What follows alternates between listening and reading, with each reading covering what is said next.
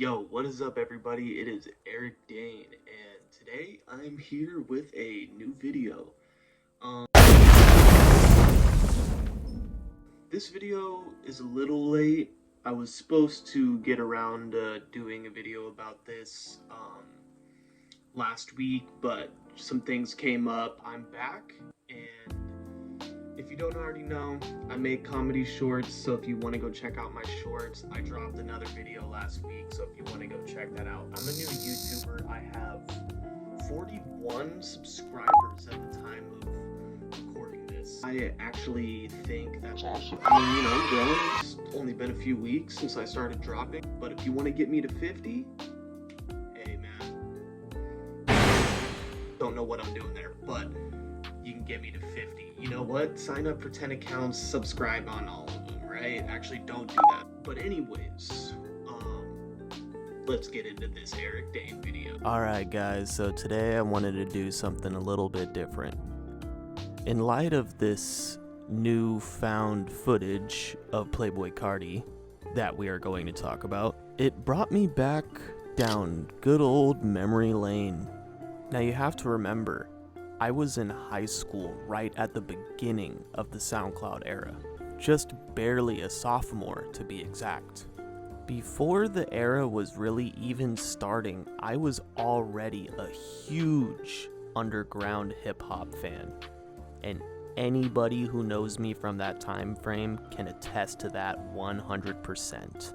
I thought since I'm new to this YouTube journey that this could possibly be a good time for my potential viewers to get to know a little bit about me. But before we get into that story, I'm gonna talk about the reason I brought up Playboi Carti in the first place. The YouTube account Rock Rarest just recently posted two never-before-seen body cam footage videos of Playboi Carti being arrested. The first one, posted 6 days ago, was the actual traffic stop that started it all, and at the end, Playboi Carti gets arrested. And then the second video, posted a day later, was Playboi Carti getting booked. Now, most people know this already. The cop was chasing down Playboi Carti for driving 133 in a 55 and was arrested for reckless driving. What you may not know, because it was never put into the description of either of the videos, and I don't know if I really heard any other YouTubers talking about this, is that this was actually footage from 2022. Almost exactly 3 months before his felony aggravated assault charge that he caught in December 20th of 2022, after allegedly assaulting and choking his pregnant girlfriend. For some reason, I think I kinda remember that, but I barely remember that. But anyways, this is old footage from before that major charge he got. I'm not exactly sure how this guy was able to find this footage. I'm guessing some pretty intense digging. I watched all of the body cam footage. Really nothing much to it. Nothing really exciting happens. I think the biggest shock is that it's just Playboi Carti, and it's not every day you receive a video in the format of police body cam where it's Playboi Carti out of all celebrities. In the beginning, he starts making some sort of excuses about an emergency. Right, but it was an emergency. What is the emergency? I got stuff going on with my family. I live in Located. I'm trying to get I got stuff going on with my family. Here's the thing. You want to have a conversation that doesn't end with you going to jail, you might want to be a little more forthcoming with the details. Maybe pertaining to a family emergency. He actually started pulling the heartstrings a little bit, because I'd like to imagine if I was ever going this fast for any reason at all, that it would hopefully be something very important, like a family emergency. But as more and more holes were poked into young Carti's story, I started to see perhaps a different picture of, he might have just been screwed because he forgot to go pick up his girl from the airport. I really don't know if that's 100% what happened, but based off of what I was hearing, it sounds like he was extremely late to go pick up someone from the airport. Are you trying to get to the airport? I'm trying to get to the airport. What time her plane land? Her plane landed what? Plane already landed. I was running late. Okay, so then she's on the ground. She's safe. She can sit there. But you're going to cause yourself potentially a life in prison if you kill somebody while driving almost 80 miles an hour over the speed limit down the highway to save yourself, what, 10 minutes? Someone that had already touched down and was on the ground and ready to go. And the cop even says, you know, he's a good 12, 15 miles away from the airport. So if they already landed, you're 15 miles away from the airport and going 130, I think it's safe to say you might have forgot a little to go pick them up. I don't think anyone in their right mind would just be like, yeah, I'm just gonna wait for her to land and then I'm gonna drive 133 miles to get there as fast as possible. I think this shows celebrity privilege in a lot of different ways. One, that's just not something that 99.9% of normal people would ever do. Most people would, you know, bite the bullet and say, yo, like, I totally forgot to come pick you up. I'm this far away. I'm going to take this long. And maybe speed, you know, at the most 20 miles over the speed limit. That's even a little dangerous, okay? Be careful, guys. And if your chick or significant other is pissed at you, you know, I guess that's your dumbass fault for forgetting to go pick her up, right? But to even get to this point where you consciously make the decision to drive almost 80 miles per hour over the speed limit because of a mistake that you made, that's the first part that just really, I think, screams celebrity privilege. Also, the other part is that he really did not want to get arrested. I mean, he spends like 30 to 45 minutes in the backseat of this police cruiser just over and over begging to not go to jail. I just ran out the house and I'm trying to go to the airport and pick up my girl. I was speeding, I was rushing. I didn't think I was finna go to jail. I'm not trying to go to jail, sir. I know. I mean, I don't think anybody wakes up like thinking that they're going to jail, man. But dude, you made a big mistake. You put a lot of people's lives at danger. Thankfully, none of that happened, so your life actually wasn't messed up from this, and you didn't mess up any other people's life from this. So that's a W on the situation. But you still did it. You have to take ownership for what you did at that point, and you have to understand that a police will arrest you for going almost 80 miles per hour over the speed limit. Pretty much what I'm saying is that Playboi Carti begging with the cop, like, please officer, don't send me to jail, anything but jail, really rubs people the wrong way and comes across as celebrity privilege, because it's almost seeming like Playboi Carti really does not have the real life knowledge to understand why someone would be arrested for doing what he did. I think especially since the cop was able to stop this before anything serious happened, I think Playboi Carti should definitely just learn from this, and I think Playboi Carti otherwise handled the situation very well, very responsibly, and I really like that he never pulled the, oh, you don't know who I am card. You know, he was actually a pretty humble guy when faced in this situation where it can, you know, either show the best of you or the worst of you. So at least kudos to Playboi Carti for that. Faced in this situation that obviously was not fun to go through, he at least didn't become a total insufferable deject. But anyways, that's my thoughts on this situation. Feel free to leave a comment and let me know how you guys felt on this whole situation. Do you agree with me? Do you disagree with me? Do you think it really wasn't that big of a deal? You think he should have got punished more? Yeah, but that's pretty much it on that situation. Now it's time to get the mental time machine fired up, because that's right, we're taking a trip back in time to an easier, more simpler time. At least it was for me, as I wasn't even 18 years old yet.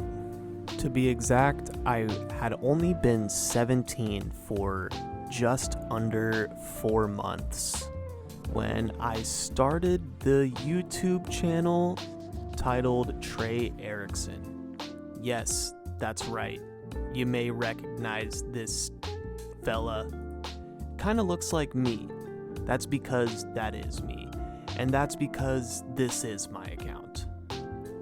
Now let's go back to October 31st, 2015, when I dropped the first video on this channel. And it was a Young Band and Playboi Carti song called 4 Teaspoons, and it was the Safari remix of it. So yes, essentially it was a repost of me pretty much putting this song on YouTube. Now, it isn't exactly original to post content that really isn't yours, and allow me to explain my mindset at the time a little bit deeper of what exactly I was trying to do. Now, at the time, I was an aspiring artist. Yes, I wanted to be a rapper. Really badly. I kinda, at this point, I just saw that, that was it. That's what I wanted to do. That's what felt the most right. That's what felt the most natural. My father was a musician. I had other musicians in my family before him, and I was currently growing up in the rougher city of Omaha, Nebraska. Pretty much with the more street-oriented culture, I deeply got into hip-hop in general, and especially during that time, underground hip-hop. And let's just say the culture just kind of made me want to be a rapper, out of all things. Now, I was more than confident in my underground hip-hop repertoire of artists. I was convinced that, the underground hip-hop that I was listening to was going to be the future, especially with names like Playboi Carti. That was pretty much my favorite at the time, especially.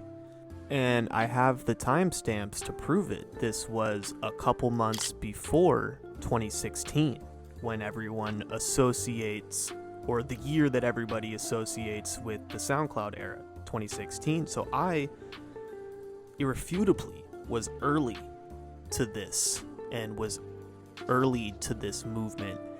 And I was sure at this time that I knew what was going to be big and where rap was going. I was young, didn't even have a job yet.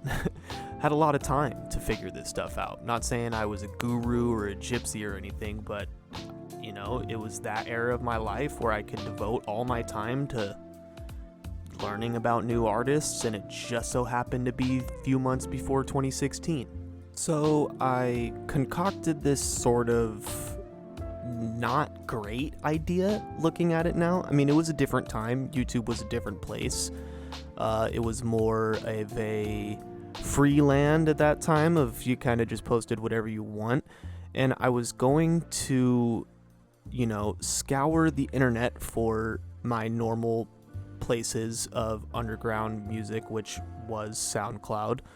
And I would pretty much just keep my ear on the pulse of new releases, everything that's coming out. I was constantly checking it, and I just was pretty much as quick as I could. If I could find something that was 1, 2, 3 days old, or less than a week, that was ideal. And I would upload this hoping that the song would become popular, people would find it on my channel, I would in turn get subscribers, and after maybe a year or two of doing this, I could stop doing that and take my subscriber base and then have my own YouTube channel to promote my music.